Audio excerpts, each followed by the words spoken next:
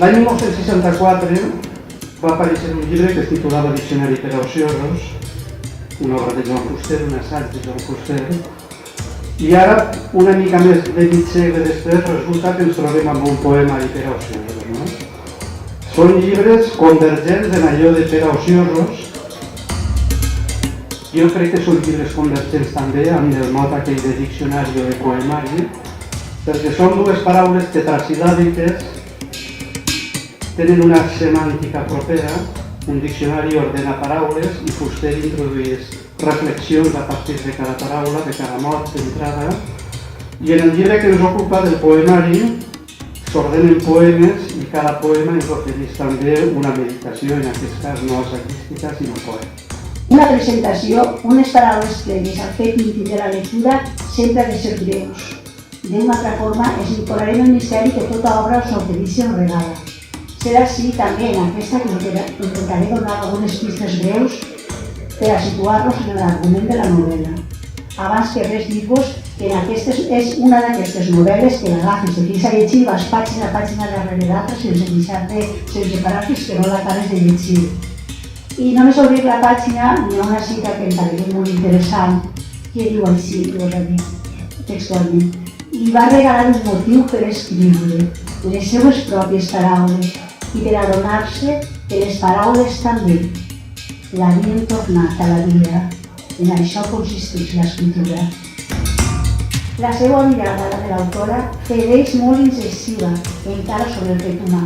I és que la seva novel·la té un caràcter essencialment humanístic i reflexiona sobre la importància de la paraula com a capacitat que té el ser humà per a comprometre's. Al respecte, una de les protagonistes, Pilar, que ja és una protagonista en el segle XXI, diu així: les paraules tenen una gran força i un gran poder, i ens cal no oblidar que just per això, de vegades, són destrals que fan ferides, però a altres ocasions són pedres precioses que ens donen la vida. Pot ser, podem alimentar una guerra, però també podem crear la pau. El mot prematur, suspicaç de l'espera, ronda insolent la indecisió. Ignora el prodigi. Mans que abracen la nit mentre la cendra resquilla per la pell gèlida del paper, permeable als sentits. És ben cert. La menuda Henriette, que havia arribat a Ed malalta i amb febre, s'havia convertit en una dona bella i educada, casada i amb un parell de criatures sanes i ben entremaliades.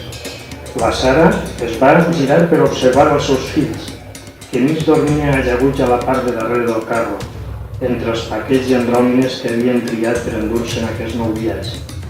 La dona també recordava amb pesar l'altra vegada, quan va fugir amb precipitació, acomiadant-se per sempre més dels seus pares.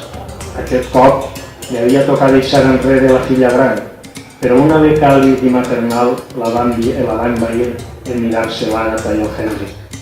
Només es portaven un parell d'anys, però tothom, quan els veia per primera vegada, preguntava si eren bessons, de tant que s'assemblaven. L'Àgata acabava de complir els 15 i el Henry era a punt de fer 13. Tots dos eren rossos, amb la pell pàl·lida i tirada. La noia tenia els ulls d'un blau cel infinit, gairebé transparent. Els del noi eren d'un ton entre verd i gris. Els dos havien heretat un tret del seu pare que l'Henriette també compartia. Una cella era negra, com el carbó, i l'altra era de tons rogencs.